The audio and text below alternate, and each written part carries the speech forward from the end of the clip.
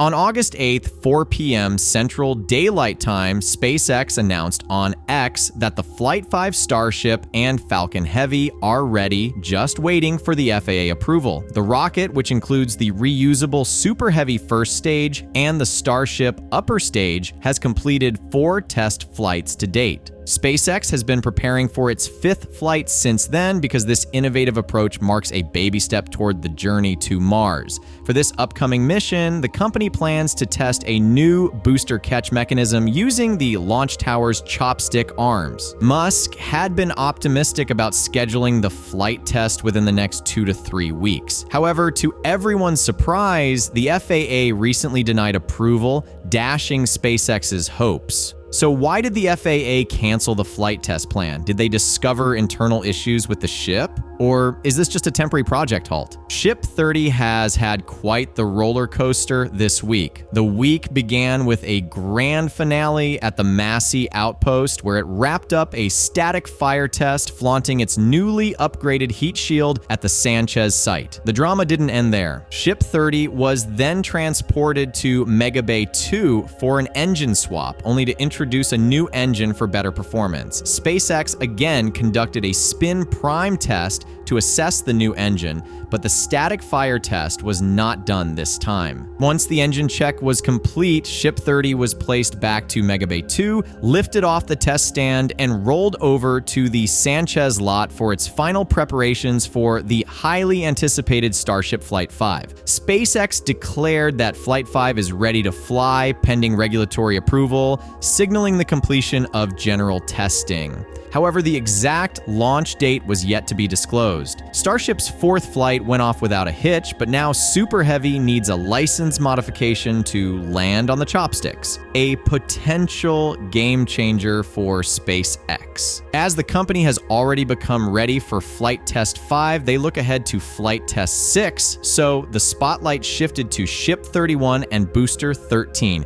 Ship 31 has already taken its place in High Bay, while Booster 13 rests in Mega Bay 1. Last weekend, SpaceX started working on the meticulous task of removing Ship 31's heat shield to replace tiles and apply new ablative material. With 18,000 tiles requiring delicate handling, this process is expected to be slow, and Ship 31's heat shield might be ready by mid-September. Booster 13, on the other hand, has become the subject of recent SpaceX testing comments. It was slated for a move to Pad A for static fire testing once Booster 14.1 finished its catch testing. However, Booster 13 was spotted inside Mega Bay 1, wrapped in tarps, hinting at ongoing repairs or installations.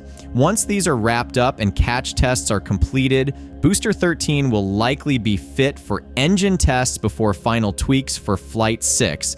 Amidst all this, a historic moment unfolded with the first firing of the Raptor 3 engine. Installed at SpaceX's McGregor, Texas facility, this engine had yet to fire up. The dormant stand after July 25th was reactivated for a dramatic 30-second burn. But the surprising part is that a few hours after the test, when SpaceX's Gwynne Shotwell posted a photo of the Raptor 3 engine in action, ULA CEO Tory Bruno made a counter remark about it that it's only partially assembled. But Gwynne's photo, along with Elon Musk's images of the engine's active methane cooling system, indeed showcase exciting upgrades in the Raptor 3's design, including enhanced cooling systems. However, there's still time to finish stacking before the next Starship flight. In the meantime, the new tower's base is being built with steel panels filled with concrete, a departure from the first tower's concrete walls. Concrete is being pumped into the tower's legs for added strength, and scaffolding on the east side has been removed.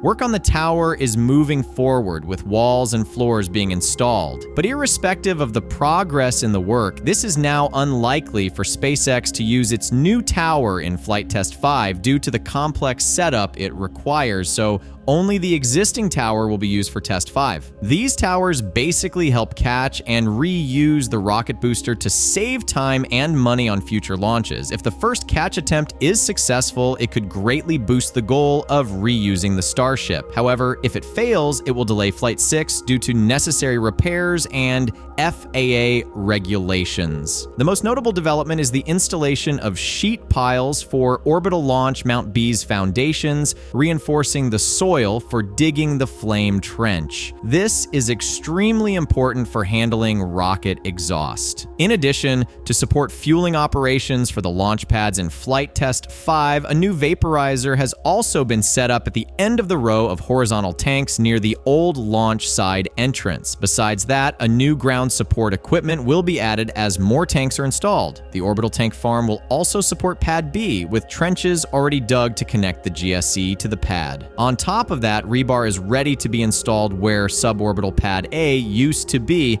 and the FAA's latest draft environmental assessment suggested SpaceX might see another fluids bunker and deluge tank farm there. At Pad A, SpaceX has also upgraded the south-facing chopstick arm on the first tower to match the other arm. Testing with Booster 14.1 is coming up soon. Booster 14.1 has been moved to Orbital Launch Mount A, and impact absorption pads are being added to the landing rails, indicating that testing will start soon. But meanwhile, it's the FAA that came up with a huge twist in the story. The relationship between SpaceX and the FAA has been strained recently during the development of the Starship rocket. The reason? Challenge of balancing rapid innovation with regulatory requirements. As a result, SpaceX had to choose a delayed Starship Flight 5 launch. The FAA recently canceled public meetings about SpaceX's proposal to increase Starship launches to 25 per year, adding uncertainty to Flight 5's schedule. Additionally, a CNBC report on August 12th revealed that regulators discovered SpaceX was discharging industrial wastewater at Starbase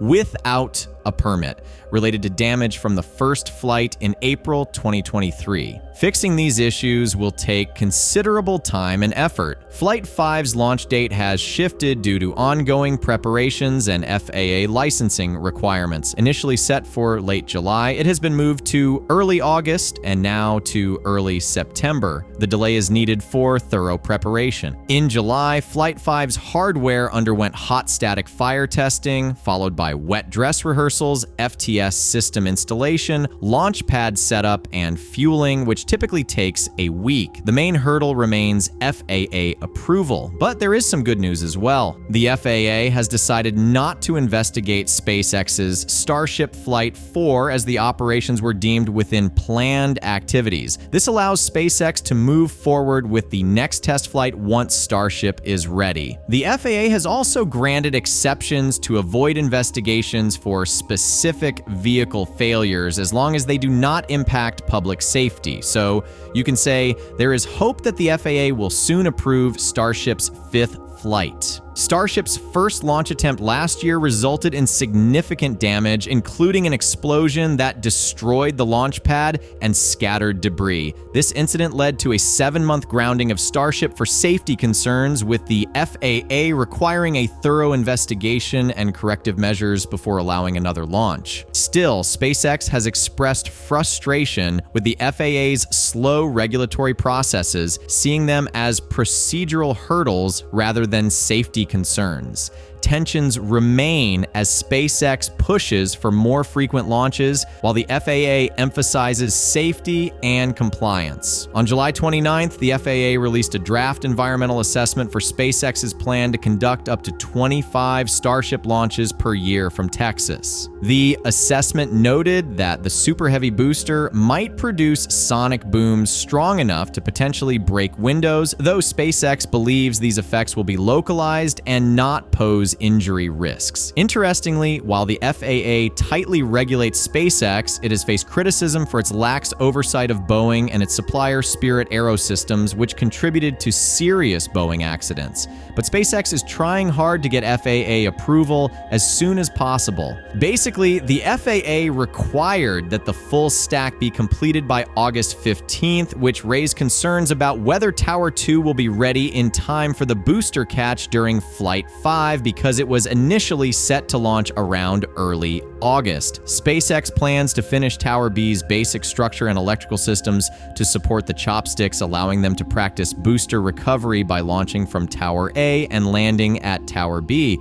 A recent SpaceX video shows Tower 2's arms preparing to catch the booster, though no supporting infrastructure is visible. This suggests a cautious approach to avoid damage during this first land-based catch attempt. SpaceX is preparing for a crucial test of Starship's rapid reusability with the upcoming Flight 5, which aims to capture the Starship booster using the Mechazilla arm. This test is crucial. Success could advance their timeline significantly, while failure might lead to substantial setbacks. So, what do you think about the FAA's decision? Do you think SpaceX will get the permit for Flight Test 5 soon, and even if they get it, will the test be successful? Drop your thoughts in the comments down below, and don't forget to like, subscribe, and hit the bell for more space updates.